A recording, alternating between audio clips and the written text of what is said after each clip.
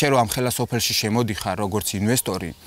ადგილობრივ ხალხთან 40 წელი რო აპირებ ჩემს სოფელში, ჩემს ოჯახში, დიდ ოჯახში ფულის კეთებას,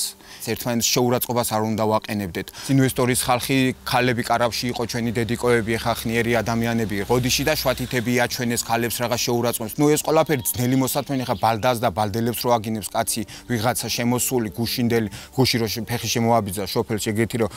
ბალდას დედას აგინებს და ბალდელებს მოსახლეობას. ეს არის ძალიან ძნელი მოსათმენი და აქ ადამიანურ რაღაცას მე ვერ ხედავ რა. მით უმეტეს ჩვენ რო რაღაცა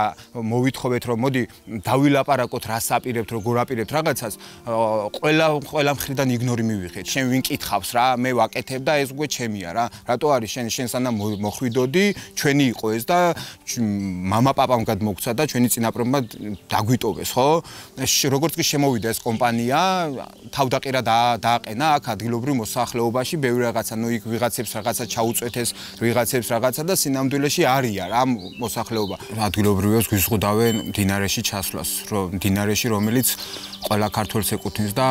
არა მარტო ბალდელებს მთელი საქართველოს მოსახლეობის არის რა. გვეუბნებიან რომ ეს არის იჯარით გადაცემული კომპანიაზე, ეს არის უკვე კერძო ტერიტორია და აქ თუ ჩახვალ ან ჯარიმას ნუ ან დაგვაჯარიმებენ, ან კიდე ამოყრიან პოლიციის ძალით ვეცადეთ ჩასვლას სოფლის მოსახლეობა და პოლიცია გამოიძახეს რაღაცა და ნუ ამოყარეს იქიდან რომ ეს არის კერძო საკუთრება და მაგაზე გვიჩივიან კიდევაც და გვიჩივლეს კიდევაც ბევრ ბალდელს, ბევრ ადგილობრივს უჩივეს კერძო საკუთრებას შეწრის გამო რა. ჯერ ერთი ამ ხელა რაღაცა რო გაგაქ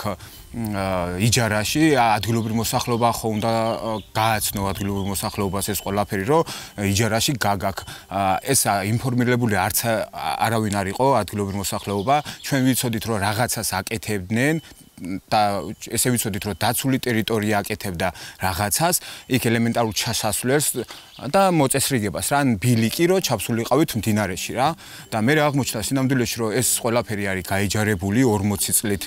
გაიჯარებულია კანიონ 350-ზე რამაც გამოიწვია ჩვენი პროტესტი და ნელ-ნელა რომ დავიწყეთ მოსახლეობამ რაღაცები ჩაძიება კითხვა რაღაცების რა როგორ ანაირად სინამდვილეში აღმოვაჩინეთ ის რომ ეს მდინარე უკვე ჩვენ აღარ გვეკუთვნის რა ეკუთვნის კანიონ 350-ს რა და 40 წლით იყიდა ანუ იჯარით გადაცეს რა სადღაც 2015-2014 წლებში ადგილობრივმა მოსახლეობამ ახალგაზრდებმა მოვინდომეთ რომ ბილიკი ჩაგვეყვანა რა იქ ეკალბარდი რაღაცები გაგვესუფთავებია და საიდანაც ჩავდიოდით კერძო საკუთრებიდან ადრე და ოჯახი რო არ შეგვეწუხებია სულ შესვლით გამოსვლით რაღაცა მოვინდომეთ რომ ამ გვერდიდან ჩაგვეყვანა ბილიკი რა მთელმა სოფელმა და მაშინ ამოვიდა დაცული ტერიტორიებიდან სააგენტოდან ხალხი და გვითხრა ესეთ რაღაცა ეს არის ბუნების ძეგლი აქ ელემენტარული ქვის გადატრიალება არ შეიძლება და ეკალბარდის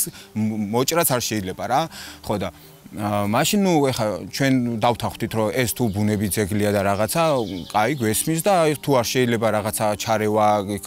ეკალბარდის მოჭრა რაღაცა ქვის გადატრიალება კაი ნუ არ შეიძლება და შევთანხმდით მაგაზე რა და რამოდენიმე წლები რო გავიდა მე ეხა ყველამ კარგად ვიცით სინამდვილეში რას აკეთებენ და მაშინ თუ არ შეიძლებოდა ეკალბარდის მოჭრა და რაღაცა ქვის გადაგორება დღეს ჩაბეტონება და რაღაცა ობობის ქსელით რაღაცის პროექტის გაკეთება რანაირად შეიძლება ხო განვითარება არ არის რომ ინვესტორი მოვიდეს რაღაც ფული ჩაყაროს და საკუთარი ჯიბე რო ისკელოს ეს არ არის განვითარება ეს ადგილობრივებისთვის სარგებლის მომტანი არანაირად არ არის იმიტომ რომ პირიქით ჩვენ გვეზღუდება ამით აქაურ ცხოვრებას გვეზღუდავენ რა გვეუნებიან პირდაპირ რომ შენი ოდაბადედან შენ სადაც დაიბადე შენ სადაც ადამიანად ჩამოყალიბდი კაცად ჩამოყალიბდი რაღაცა მდინარის პირას ერთმანეთი გაიცანი სტუმრები მოვიდა იქ რაღაცა ყველა რო სიამოვნებას ღებულობდა ყველა ქართველი თუ ტურისტი ამით სიამოვნებას რო ღებულობდა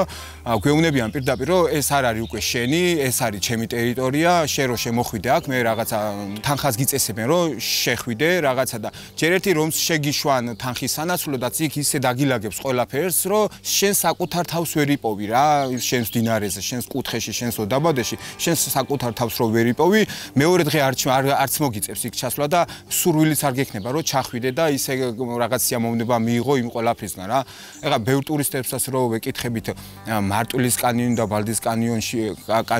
ორ კანიონი რა მოგწონთ იძახიან რომ მარტვილის კანიონი ძალიან ლამაზია ძალიან რაღაცა კარგია მაგრამ ერთხელ რო შევდივარ, იქ ყველაფერი რაღაცა ადამიანის ხელი როა ჩარეული, საკმარისია და მეორეჯერ იქ არ მინდება ჩასვლა და ბალდის კანიონი განსხვავებული იმით იყო, რომ აქ რო ხალხი ამოდიოდა, ის ბუნებამ რო შექმნა საუკუნეების მანძილზე ის ყველაფერი და ადამიანის ხელი რო არ იყო ჩარეული, ზუსტად ეგ იზიდავს რა,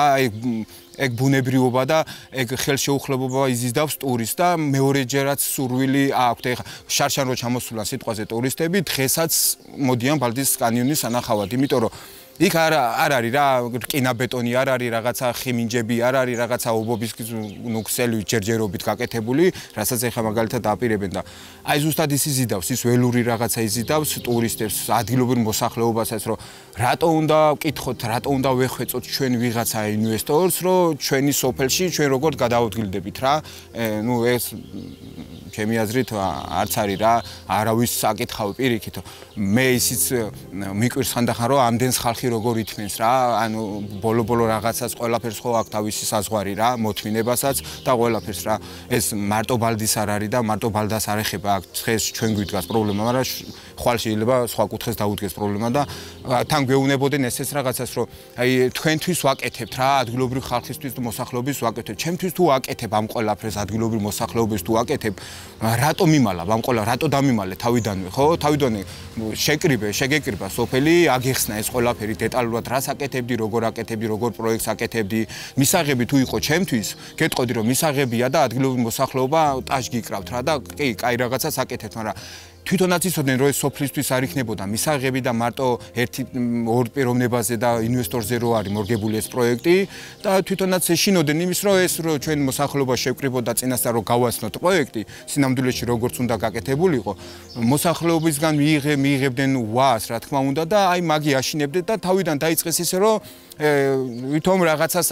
ვაწესრიგებთ რაღაცა ღობებს ვავლებთ რაღაცა რო იქ რაღაცა ისე სისუფთავე და რაღაცა რო იყოს და სინამდვილეში მე რო აღმოვაჩინეთ ეს იყო გაიჯარებული და 40 წლით არის კანიონ 350 რა რის გამოც აგერ 600 დღეზე მეტია კარავში ცხოვრობთ და წლები რო გავიდეს და კიდევ მოგიწიოს კარავში ცხოვრება მე პირადად და ყველა მთელი ბალდა გააგრძელებს კარავში ცხოვრებას და გავაპროტესტებთ ამას სანამ ჩვენ შეგვეძლება